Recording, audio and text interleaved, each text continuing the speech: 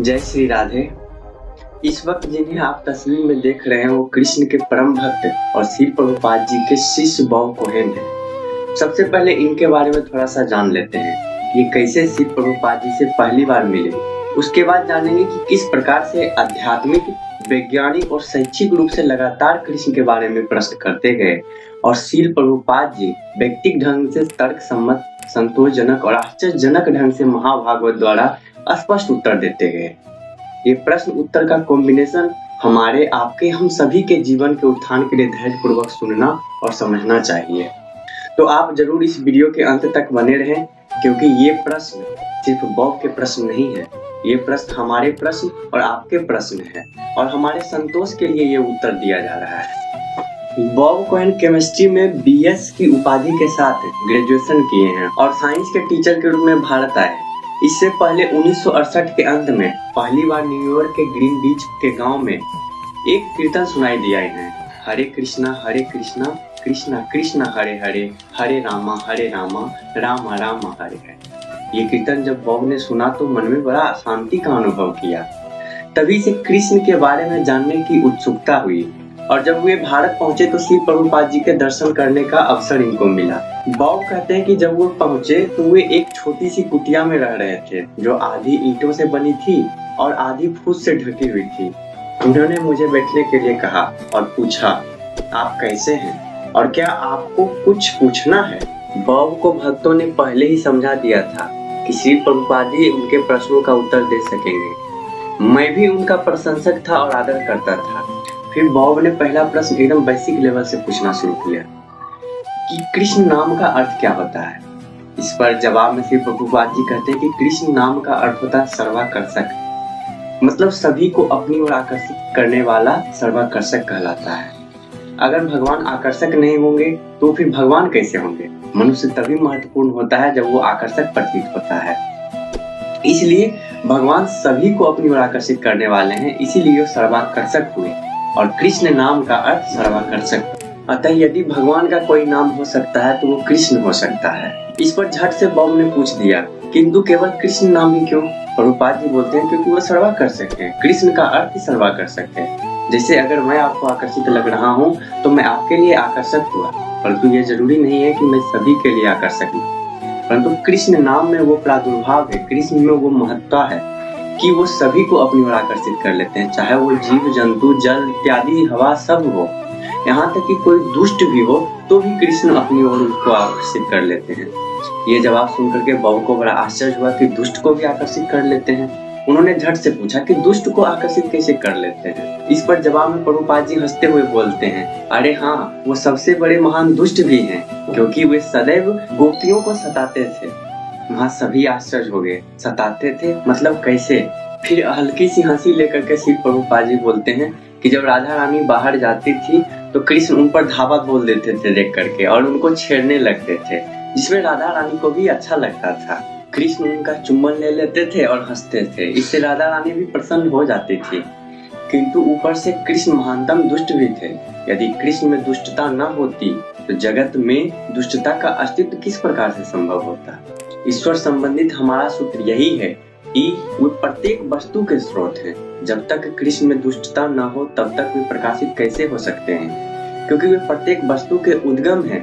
परंतु एक बात यहाँ ध्यान देने योग्य है, उनकी दुष्टता इतनी भली है कि प्रत्येक व्यक्ति उनकी दुष्टता की उपासना करता है।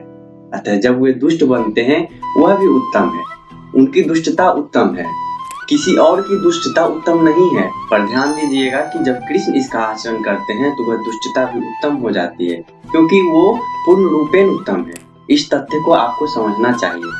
फिर बॉब अपना अगला प्रश्न पूछते हैं कि क्या कुछ ऐसे लोग भी हैं जिन्हें कृष्ण आकर्षक प्रतीत नहीं होते हैं? इसके उत्तर में प्रभुपाद जी बताते हैं, नहीं, समस्त लोगों को भी आकर्षक लगते हैं।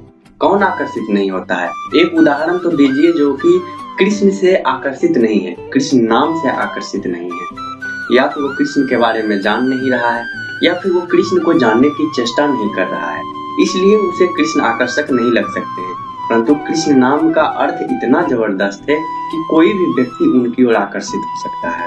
इसी तरह आगे बढ़ते हुए बॉब अगला प्रश्न पूछते हैं कि किसी ऐसे व्यक्ति को जिसे जीवन में ऐसे कार्य करने की इच्छा हो जिन्हें वह गलत समझता है, किंतु उसे शक्ति, प्रतिष्ठा और धन प्राप्त करने की इच्छा हो, तो हो सकता है उसे भगवान आकर्षक प्रतीत न हो, क्योंकि भगवान उसे अपराध की भावना प्रदान करते हैं। इस पर प्रभुपाद जी उत्तर देते हैं, नहीं, भगवान नहीं, उसका आकर्षण शक्तिमान बनने की ओर है। मानव शक्तिमान और धनवान बनना चाहता है, किंतु कृष्ण से अधिक धनवान और कोई नहीं है, इसलिए कृष्ण उसे भी आकर्षक प्रतीत होते हैं। इसी पर फिर से एक प्रश्न बौद्ध करते हैं, यदि धनवान बनने की कामना रखने वाला व्यक्ति कृष्ण की स्तुति करता है तो क्या वह धनवान बन जाएगा? प्रभुपाद जी कहते हैं, हाँ अवश्य। यदि आप संपन्न बनने के लिए कृष्ण से प्रार्थना करते हैं तब आपको कृष्ण संपन्न बना देंगे। उसके बाद अगले प्रश्न पर बढ़ते हुए बौद्ध ने पूछा, यदि कोई व्यक्ति दुराचारी जीवन व्यतीत करता है किंतु संपन्न बनने के लिए प्रार्थना करता है तब भी वह संपन्न बन सकता है? इसका जवाब उन्हें मिलता है, हाँ, कृष्ण की स्तुति करना दुराचार नहीं, अगर वह किसी न किसी प्रकार से कृष्ण की प्रार्थना करता है, अतः आप यह नहीं कह सकते कि वह दुराचारी है। भगवद गीता में भगवान कृष्ण कहते हैं, अपि चेत्तेषु दुराचारो भजते माम अन्यान्य भागे। यदि अत्यंत दुराचारी व्यक्ति भी मेरी स्तुति करता है तो उसकी उन्नति होगी, फिर वह दुराचारी का भाव भी त्याग देगा। इसलिए तो कृष्ण सर्वाकर्षक है। वेदों में कहा गया है कि परम सत्य अथवा पूर्ण पुरुषोत्तम भगवान समस्त सुखों के सागर हैं। रसोवै सः, प्रत्येक व्यक्ति को किसी न किसी की लालसा होती है, क्योंकि उसे उसमें किसी रस की प्राप्ति होती है। यहाँ रस से मेरा मतलब है कि आस्वाद, सुख। अतः वेद भी यह कहते हैं कि रसोवै सः, अंग्रेजी में मेलो शब्द का अर्थ है रस। बॉब प्रश्न की गहराई में डुबकी लगाते हुए अगला प्रश्न पूछते हैं, वैज्ञानिक कौन है? इसका अर्थ मुझे समझाएं और ये भी बताने की कृपा करें कि कृष्ण किस प्रकार महानतम वैज्ञानिक है। इस पर श्री प्रभुपाद जी बताते हैं कि वह व्यक्ति जिसे वस्तुओं के वास्तविक स्वरूप का ज्ञान है और इसी वस्तु में वह आशावान भी है। कृष्ण को प्रत्येक वस्तु का ज्ञान है, वो सर्वज्ञ है। जैसे अगर किसी अध्यापक को पूर्ण ज्ञान न हो तो वह किस प्रकार से शिक्षा दे सकता है? यदि कोई वैज्ञानिक यह कहते हैं कि एक पिंड था और सृष्टि हो गई, यह संभवतः हो सकता है, परंतु यह एकमात्र वंचना है, अध्यापन नहीं है। आप बिना पूर्ण ज्ञान के उतनी ही शिक्षा दे सकते हैं जिस सीमा तक अपने ज्ञान प्राप्त किया है, परंतु मानव की इंद्रियां अपूर्ण होती है, अतः वह पूर्ण ज्ञान की शिक्षा नहीं दे सकता है। मान लीजिए कि सूर्य को आप एक थाली की भांति देखते हैं, क्योंकि आपके पास सूर्य तक जाने का साधन नहीं है। और यदि आप कहते हैं कि हम दूरवीक्षण यंत्र यानी सूक्ष्मदर्शी या अन्य कोई उपकरण के द्वारा सूर्य को देख सकते हैं, तब उनका निर्माण भी तो आपने ही किया है, इसलिए आप अपूर्ण हैं। तब आपका यंत्र पूर्ण कैसे हो सकता है? जब तक आपको पूर्ण ज्ञान न हो तब तक सूर्य के विषय में शिक्षा देना यह एक वंचना है, पूर्ण रूप से सिद्ध नहीं है। इस पर बॉब ने तुरंत एक प्रश्न किया, परंतु यह तो माना जाता है कि सूर्य की जो दूरी है 960 लाख मील है।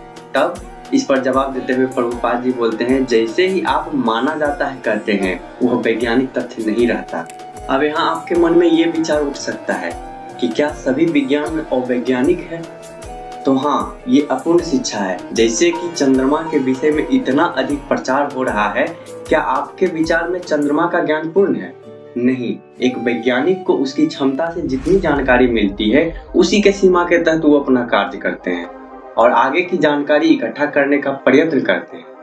अब बॉब के अगले और महत्वपूर्ण प्रश्न की ओर बढ़ते हैं, जिसमें उन्होंने पूछा है, क्या एक वैज्ञानिक कृष्ण को ध्येय मानकर अम्ल और क्षार के सम्मिश्रण के विज्ञान या हाइड्रोजन और ऑक्सीजन के सम्मिश्रण से जल का निर्माण इसी प्रकार के अन्य विज्ञान की शिक्षा दे सकता है?